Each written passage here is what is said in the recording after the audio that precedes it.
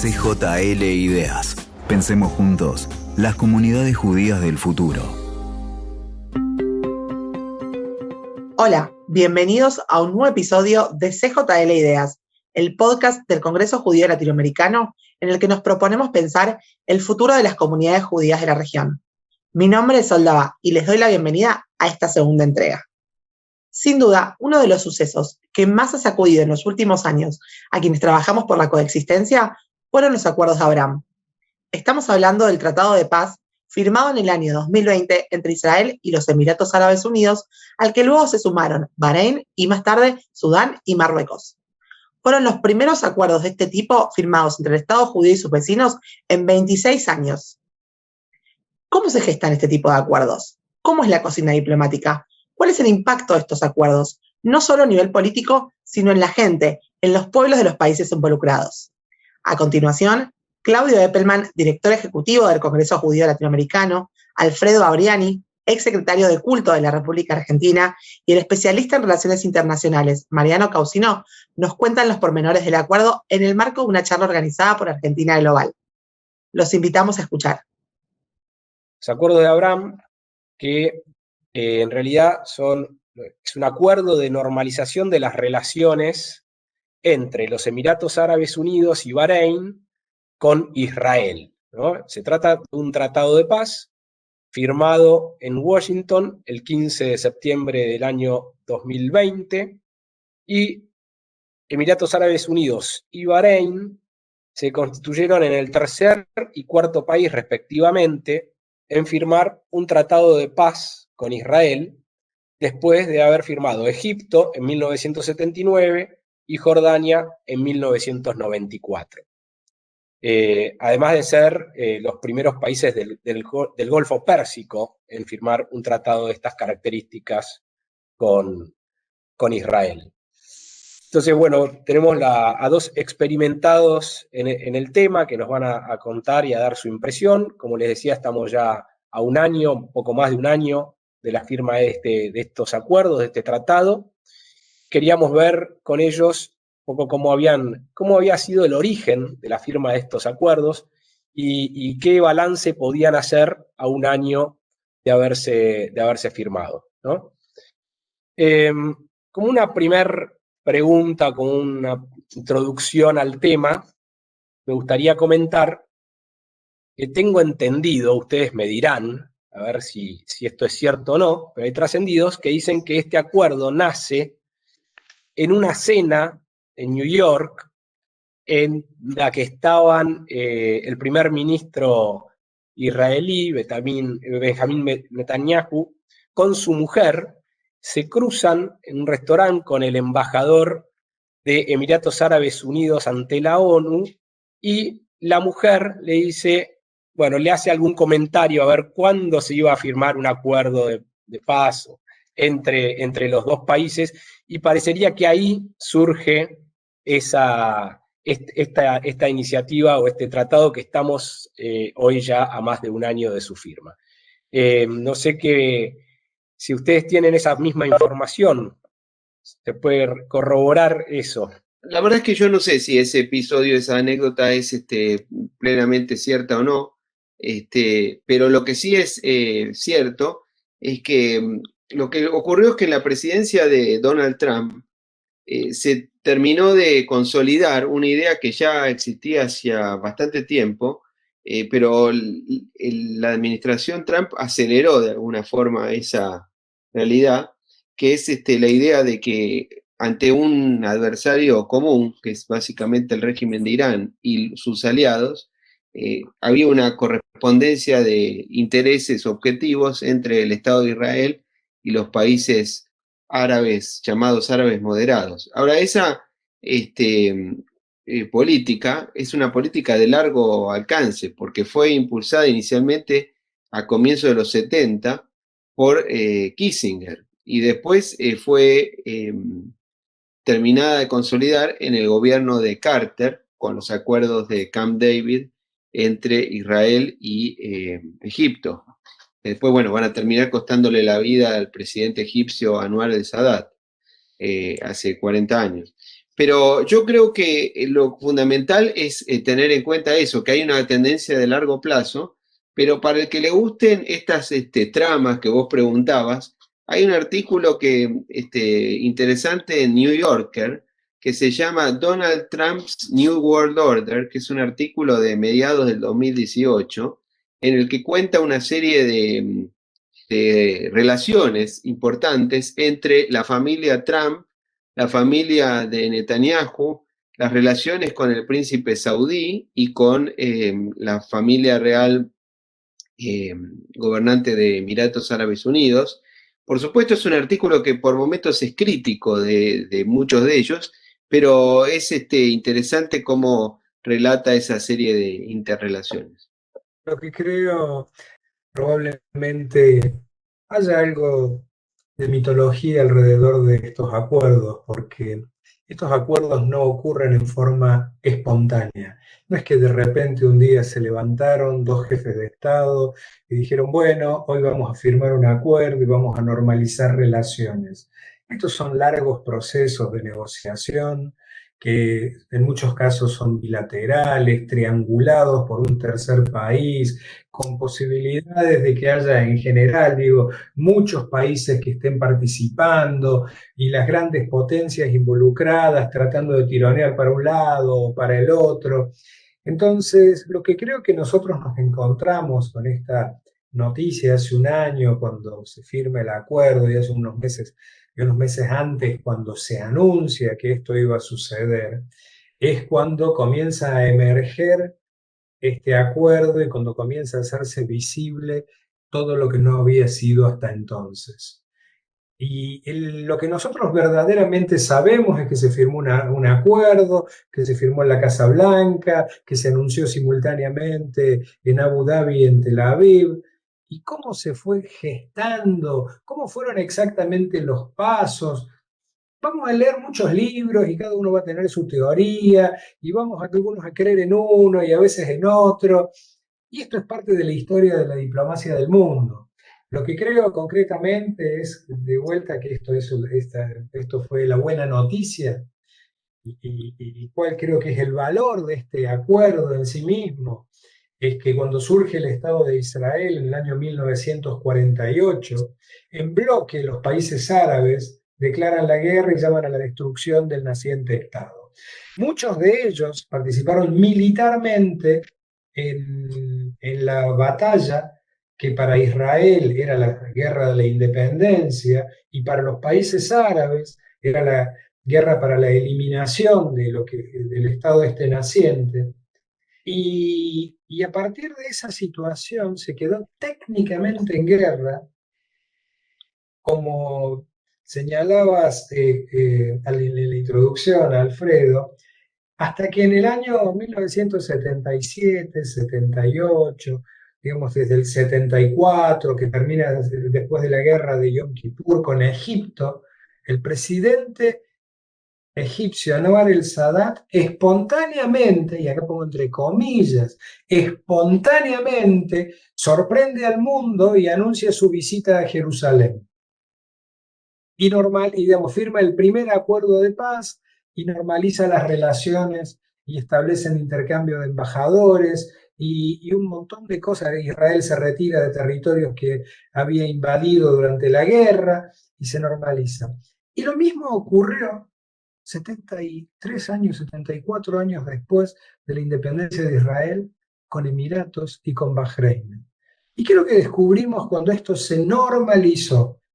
Y esto creo que tiene que ver con lo que venía por debajo, esta efervescencia que había por debajo. Lo primero que descubrimos es que se hizo público que había relaciones hacía decenas de años entre ambos, entre los países, entre Bahrein e Israel y entre Emiratos e Israel.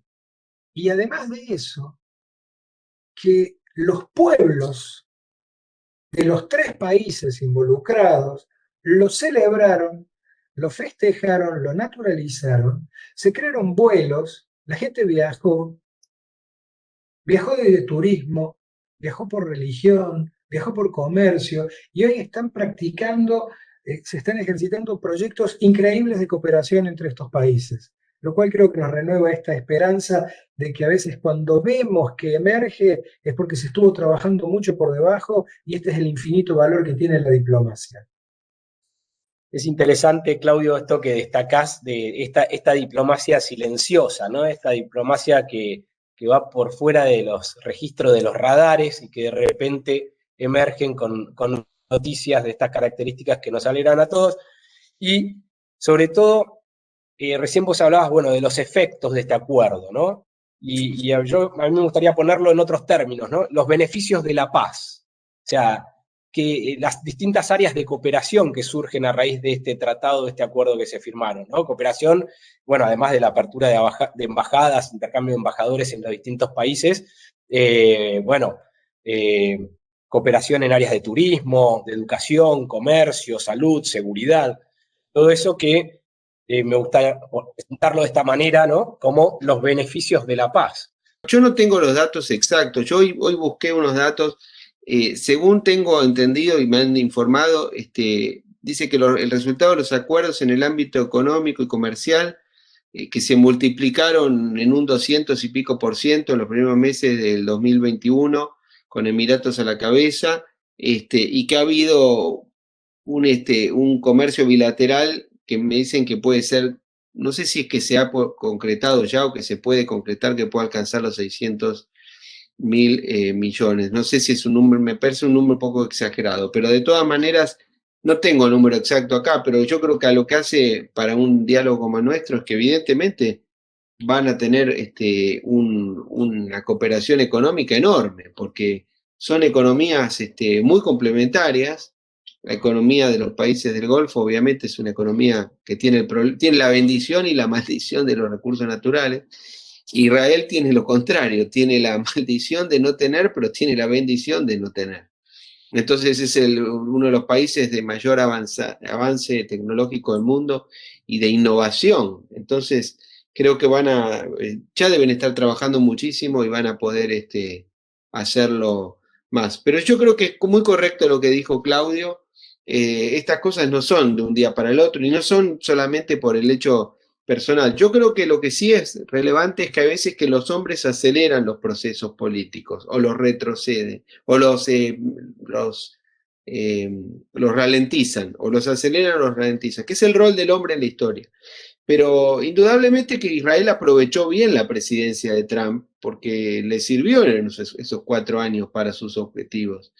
Y en ese sentido, los acuerdos de Abraham que estamos conmemorando hace un año son indudablemente uno de los puntos que van a quedar en la historia positivos de una presidencia muy controvertida, muy turbulenta, como todas, ¿no? Con claros y oscuros, pero que claramente es una gran virtud que tuvo. Déjame, si me permitís, Alfredo, un comentario adicional. Y creo que tiene que ver con esto que recién señalaba Mariano en cuanto a la intención de tratar de cuantificar el efecto del comercio y demás que se podría plantear. Pero creo que hay algunos conceptos que trascienden la economía y la aritmética de las cifras y todas estas cosas que tienen que ver, digamos, con lo que después se mide, que permite calcular algunos coeficientes y demás, y tiene que ver con 2 aspectos que creo que son centrales. En primer lugar es que esto se produjo también en un contexto determinado, pero que en ese mismo contexto esta acción de construir paz, de decidir que va a haber paz, porque de nuevo la paz no se produce, la paz los líderes deciden que la van a establecer y la comienzan a cimentar posteriormente los pueblos, se convirtió en un fenómeno contagioso. Y esto no es monetarizable en términos comerciales, porque siguió a Emiratos y a Bahrein, Marruecos, normalizando relaciones con Israel, el anuncio de Sudán, que históricamente Sudán había sido la sede de una reunión de la Liga Árabe, donde encabezado por el entonces presidente de Sudán era un no a la normalización con Israel, un no a la negociación, un no al reconocimiento, era toda una posición absolutamente dura, y ese mismo país, años después, se contagia. Hoy lamentablemente sufre un golpe de Estado, una discontinuidad de la democracia, con muchas tensiones y demás, que va, como decía recién, se va a hacer un poco más lento este proceso. Pero de nuevo, con este efecto contagioso de la paz, creo que es el valor central que va más allá de que si se intercambian algunos dólares más o unos dólares menos, o la infinidad de proyectos conjuntos. Y la segunda cosa, montado sobre lo que mencionábamos al principio, es que estos acuerdos lo que muestran es que los conflictos más ásperos, más vidriosos, más difíciles que enfrenta la humanidad, con muchas guerras. Israel tuvo una guerra más o menos cada 10 años, lo cual muestra que todas las generaciones pasaron por una guerra, todos tuvieron que combatir, todos sufrieron, que a pesar de todo eso la diplomacia también tiene la chance de generar sus resultados, y lo hizo con Egipto, un país que el anterior presidente del que firmó la paz decía que había que tirar los judíos al mar, y quien lo sucedió firmó la paz con Israel. Eso ocurrió hace más de 40 años. Y nunca más en 40 años hubo un incidente bélico entre ambos países. Jordania siguió, fue el segundo país en el año 94, hace ya más o menos 25 años, no soy bueno para hacer la resta, creo que serían como 27 si me ayudan un poquito. Digo, y nunca más hubo un incidente entre ambos países, lo cual nos muestra que la determinación y el coraje de quienes les toca gobernar es capaz de construir la paz. No, muy interesante esto que destacás, Claudio. Y hablando de este efecto contagio, ¿podemos esperar que Arabia Saudita firme en algún momento más adelante también un tratado de paz con Israel? En ese sentido, ¿qué rol juega la figura del rey, ¿no?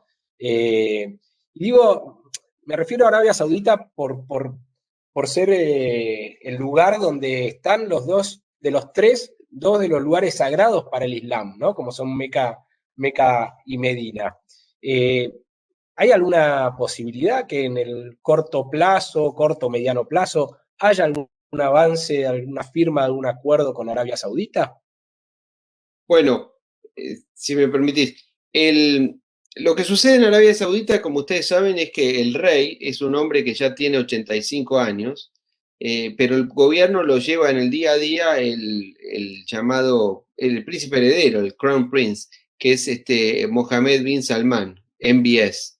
Él es un hombre que es un hombre muy controvertido porque llegó al poder muy joven, porque es el hombre visto como, no el autor, pero digamos, está asociado íntimamente a la guerra en Yemen, cuando se desempeñaba, creo que como ministro de Defensa en ese momento, al principio de hace unos años, y después ya como príncipe heredero, y actualmente como gobernante de hecho. Pero tiene un lado muy positivo para los intereses de este tipo, que es que él ha hecho una declaración de que ya en el 2017 o 18 en The Atlantic, él hace un reportaje en el que dice que Israel tiene derecho a su existencia y describe a Irán como el enemigo regional y como una amenaza a la paz y a la seguridad internacional. Hace una declaración, obviamente, pero muy concreta, de que si Irán consigue un arma nuclear, eso desestabilizaría la región y generaría una amenaza a escala global. Pero la figura de MBS está también muy manchada, indudablemente, por el episodio de la muerte del periodista Jamal Khashoggi, ¿no? En octubre o noviembre, no recuerdo bien, del 2018 en Estambul. Crimen del que se lo responsabiliza casi en forma directa. Es más, hay unos informes del gobierno americano que se conocieron cuando en las primeras semanas o meses de esta administración, una vez que asumió Biden, que son muy duros con MBS, lo responsabilizan por esa situación. De modo que ese episodio, lamentablemente, por supuesto, es absolutamente condenable, pero a nivel personal, pero además tiene un correlato político, lamentablemente. Ahora, muchos dicen que una vez que él complete su ascensión al trono y que sea en los hechos, en lo formal y en lo real, el gobernante de Arabia Saudita podría impulsar este tipo de acuerdo. La verdad es que nadie lo sabe con exactitud cuándo va a ser, si va a ser de una manera u otra, pero hay una comunidad de intereses indudable. Ahora, también es muy interesante que Arabia Saudita en las últimas semanas, tanto el canciller de Arabia Saudita como las autoridades diplomáticas de Irán han dicho que están en un proceso de intentar algún tipo de deshielo en la relación entre Irán y Arabia Saudita, que son básicamente los dos protagonistas en este tiempo histórico de la lucha ancestral en el Islam entre sunitas y chiitas, lo cual es un punto que hay que tener en cuenta. No se sabe exactamente cómo va a prosperar esa situación, pero es un punto al que hay que mirar atentamente. Ahora, con esto terminaría este comentario. Lo que es fundamental es que, como decía Claudio, ¿no? Cómo van variando las cosas. Israel, como vos decías, Claudio, efectivamente consiguió ahora el acuerdo con Sudán y con Marruecos también después de estos acuerdos. Y Sudán había sido el lugar de la cumbre de las 3 no a Israel inmediatamente después de la guerra de los 6 días en el 67. Y fíjense hasta qué punto va cambiando todo en esa región que uno nunca termina de entenderla y de comprenderla por los cambios que tiene. Que Israel hoy tiene buenas relaciones con los países con los que originalmente tenía muy malas relaciones, y tiene malas relaciones con los que tenía buenas relaciones, porque la relación con Irán era muy buena hasta la revolución que derrocó al Shah de Irán en febrero del 79. Y Irán se transformó en pasó de ser el país más aliado, más pro-occidental de la región, a ser el más agresivo con Occidente y con los Estados Unidos. Y con Turquía, un país que es miembro de la OTAN, ni nada más ni nada menos, pero aún así la relación se ha deteriorado mucho, cosa que no sucedía hace décadas, ¿no? Que tenía una coexistencia muy positiva con Occidente y con Israel, por lo tanto. Gracias. Vuelvo a esto, que voy a repetir algo que recién señalaba, que las cosas no suceden de golpe y que son procesos y que de repente emergen. ¿Y qué quiero señalar con esto? Yo viajaba habitualmente a la zona del Golfo Pérsico o Golfo Árabe, porque para estos países es el Golfo Árabe, entonces también hay ahí una dificultad de nomenclatura. Y viajé muchas veces por Qatar Airways, en Buenos Aires, hacía una escala en San Pablo y seguía hasta Doha. Doha es la capital de Qatar. Qatar es un pequeño país que es como una península sobre el gran territorio de Arabia Saudita, que no solo es la potencia económica, sino la potencia territorial, es, digamos, el que tiene el despliegue de desierto. Y de nuevo, y en el pequeño enclave ahí aparece una península que es Qatar. Y tardaba 17 horas ese vuelo, un vuelo largo. Y resulta ser que una vez se pelea Qatar con Arabia Saudita, y Arabia Saudita decide un montón de medidas para tratar de poner en penitencia a su enemigo, si así se puede decir, y entre ellas le prohíbe volar sobre su espacio aéreo. Entre otras tantas, cierra las fronteras, interrumpe absolutamente el contacto diplomático, el contacto de terrestre, quedan familias divididas, que era una situación humanitaria compleja, pero es una determinación del gobierno saudita de cerrar. Lo cual hace que, entre otras cosas, el socio estratégico histórico de Arabia Saudita, Qatar, quede aislado en el Golfo. Y el vuelo, que habitualmente tardaba 17 horas, cuando seguí volando empezó a tardar 19. ¿Por qué? Porque no podía sobrevolar Arabia Saudita para llegar a Doha. Entonces tenía que dar una vuelta más larga y el vuelo se hizo más largo todavía, 19 horas en el avión. ¿Por qué cuento esta historia? Porque el enojo saudita no permitió a Qatar Airways, la compañía aérea de Qatar, que pueda volar sobre territorio saudita. Pero producto de estas cosas y esta normalización que hay con Emiratos, Arabia Saudita sí permite a líneas aéreas israelíes sobrevolar su territorio. Una cosa que fue una cosa sorpresiva. Una cosa que dos países que están técnicamente en guerra de ninguna manera hubiesen accedido a una situación de esta naturaleza. Pero esto no fue todo, porque esto fue solamente el símbolo.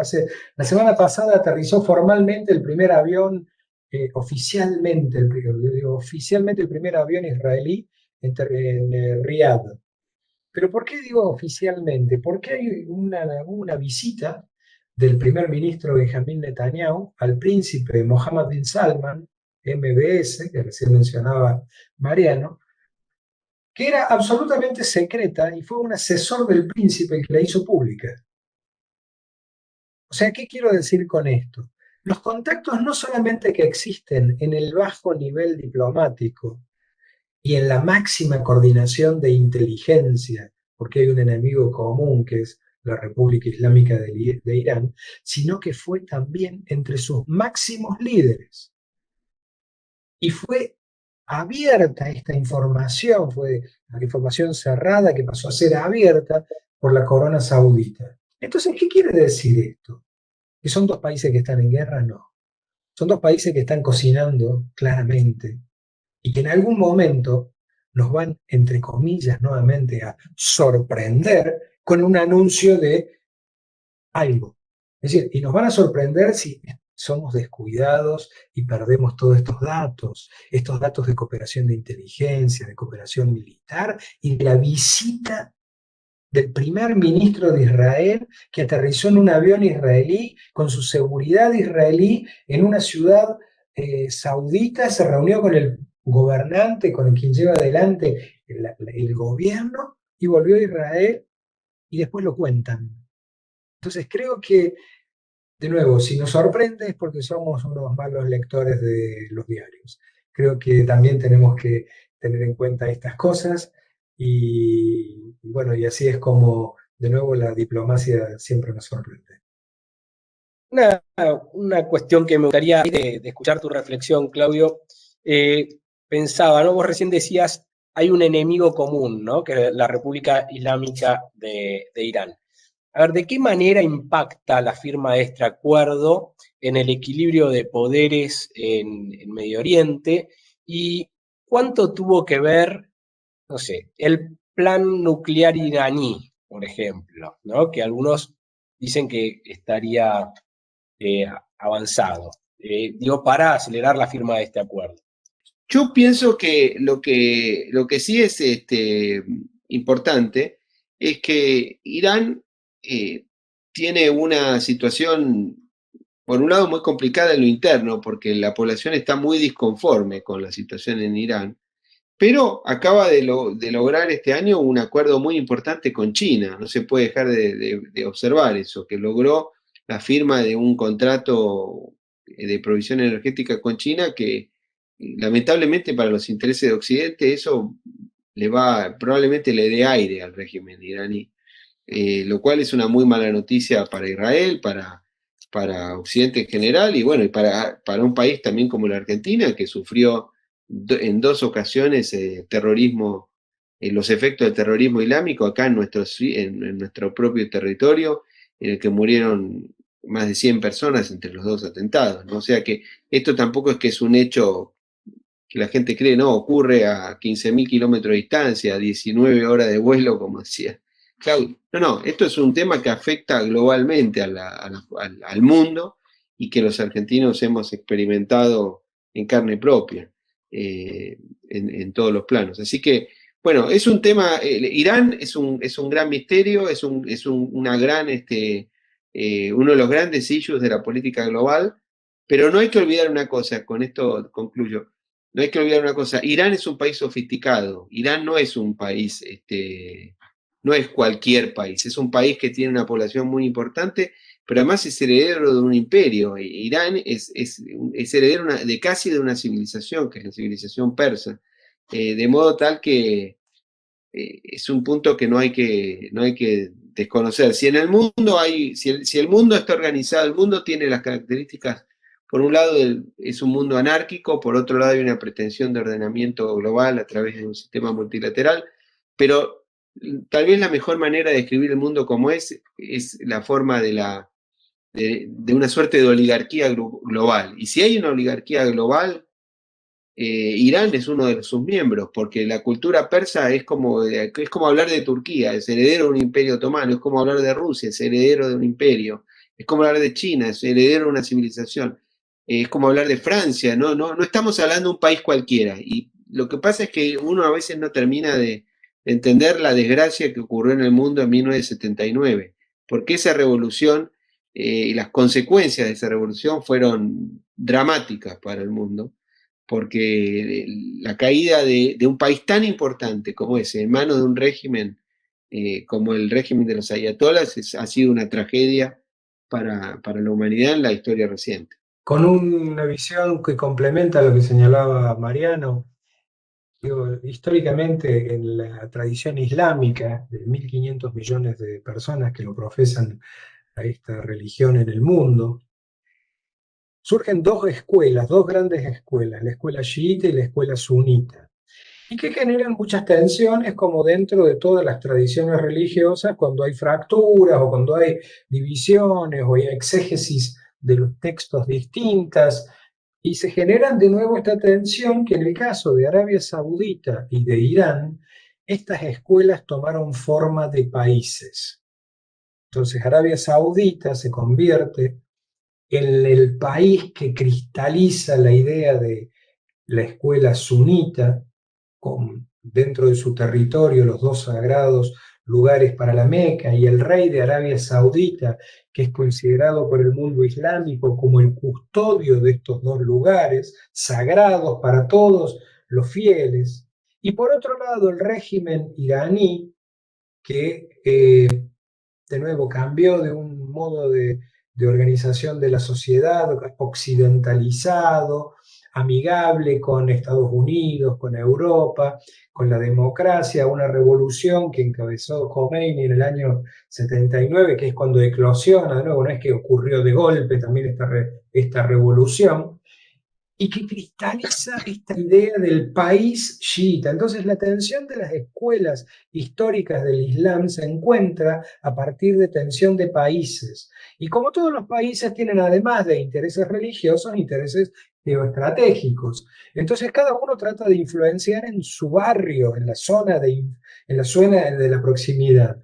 Y así es como cada uno, con población chiita dispersa en minorías en algunos países sunitas y sunitas en algunos pequeños países chiitas, que van generando tensión. Así es como Irán y Arabia Saudita hoy están enfrentados en Yemen militarmente. Entonces la guerra de Yemen en realidad es es una subsidiaria de la guerra entre Arabia Saudita e Irán. ¿Por qué digo esto? Porque digo, naturalmente son dos países con intereses claramente antagónicos, con gran nivel de tensión y con grandes dificultades de entendimiento. Pero las dificultades de entendimiento de Irán a partir de la revolución no solamente son con Saudita, sino con lo que ellos consideran Occidente, Estados Unidos, nuestra cultura, la cultura europea, nuestra forma de vida que vestimos, comemos y caminamos en las calles y tenemos una vida cultural y social como la que tenemos nosotros, y que ellos plantean que es hereje esa modalidad y de acuerdo a la ley islámica debe ser modificada. Entonces, Occidente se convierte también en el enemigo de Irán. Y el Estado de Israel en el Medio Oriente se convierte también en enemigo, porque llaman a la destrucción de Israel igual que a la destrucción de Occidente. Entonces, ¿qué es lo que está negociando el mundo hoy con Irán? Este anuncio de que el 29 de este mes se estarían sentando nuevamente en la mesa de negociación. Lo que están discutiendo es la capacidad, o sea, la capacidad que podría tener Irán para producir armas nucleares. Y acá esto, un comentario breve para tratar de explicar cuándo un país es peligroso para el otro. Un país es peligroso para otro cuando reúne por lo menos dos condiciones. Uno es la intención de hacerle daño. Lo mismo para una persona y otra, dos empresas que compiten. Cuando hay intención de destrucción, es muy importante, pero no es suficiente. La segunda cosa que es necesaria es la capacidad de hacer daño, la capacidad de destruir. Entonces, ¿por qué hoy las potencias están preocupadas por esta decisión de Irán de construir y de alcanzar armas nucleares? Porque claramente la intención la tiene, es manifiesta y es explícita. O sea, no depende de analistas de hiperinteligencia que sean capaces de descifrar estas elucubraciones. No, no, lo dicen claramente sus líderes. La decisión de terminar con la cultura occidental, de destruir Israel y a todos los países que son herejes en términos del mundo islámico. Entonces, la pregunta que se hace Occidente, que se hace Israel, que se hace Arabia Saudita es si eventualmente Irán llegase a tener armas nucleares, ¿contra quién las va a usar? O sea, sí, probablemente contra Israel, probablemente contra Arabia Saudita, probablemente contra Estados Unidos, contra Europa, o como lo hizo a través de organizaciones guerrilleras, terroristas, que forman parte del sistema militar iraní, acá en Buenos Aires.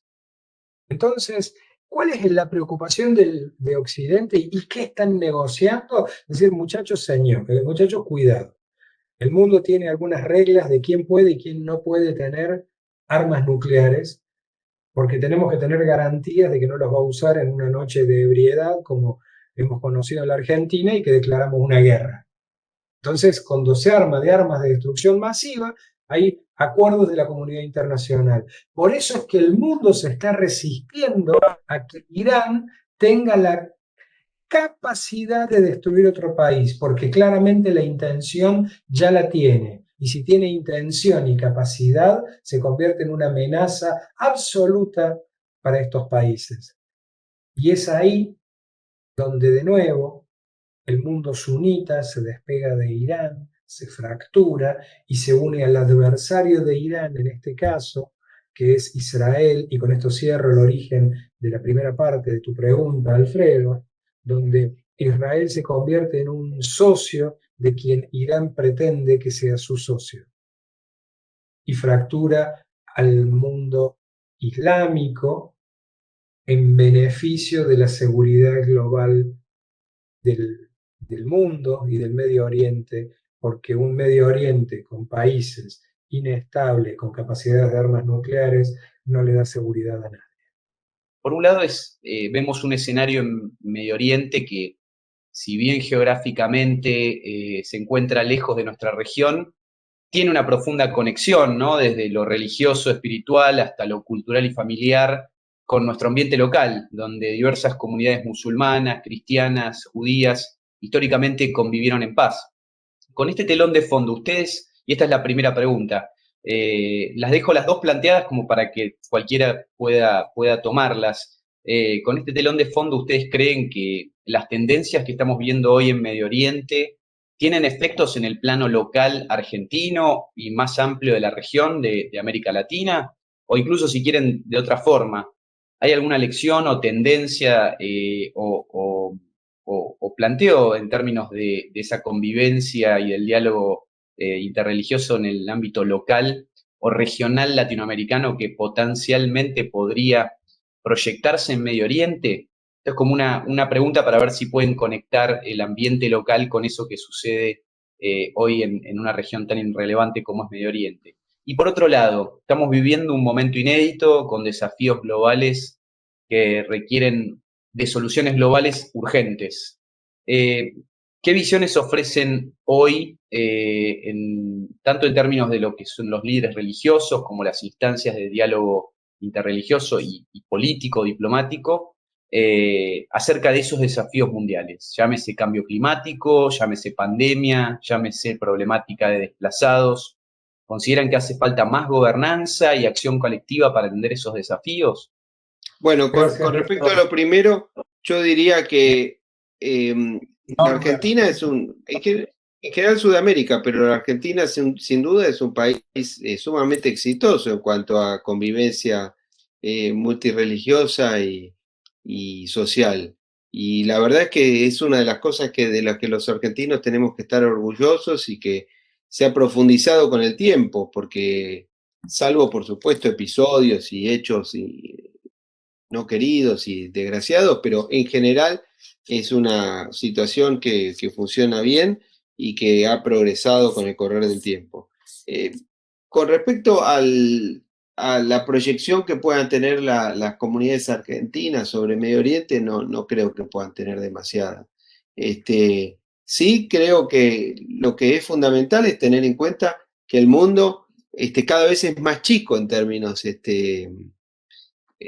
términos reales, porque el grado de interrelación que hay en todos los planos como consecuencia de un hecho positivo que es el avance tecnológico, pero que al mismo tiempo plantea nuevos desafíos, hace que hay que estar muy atento a este desafío fundamental que es el terrorismo, del cual hemos sido víctimas hace relativamente poco. Estos acuerdos no solamente impactaron el mundo del Medio Oriente, en la circunscripción de Medio Oriente, tuvieron un impacto global. En primer lugar, porque renovaron la esperanza de decir, mira, la paz es posible. Hasta árabes e israelíes se pusieron de acuerdo. Y esto es un efecto global de altísimo valor y que tuvo un impacto impresionante en el pueblo judío disperso en más de 100 países que festejó este acuerdo porque, de nuevo, hubo paz. La expectativa de todo hombre de buena fe, de todo hombre de buena voluntad, que los pueblos se puedan entender. Y lo festejamos y lo celebramos, igual que cuando el IRA decidió abandonar las armas o cuando ETA decidió abandonar las armas. Fueron las buenas noticias para el mundo. Cuando dos países anuncian un acuerdo de paz, es una buena noticia. ¿Y qué lo que significa rechazar un acuerdo de paz?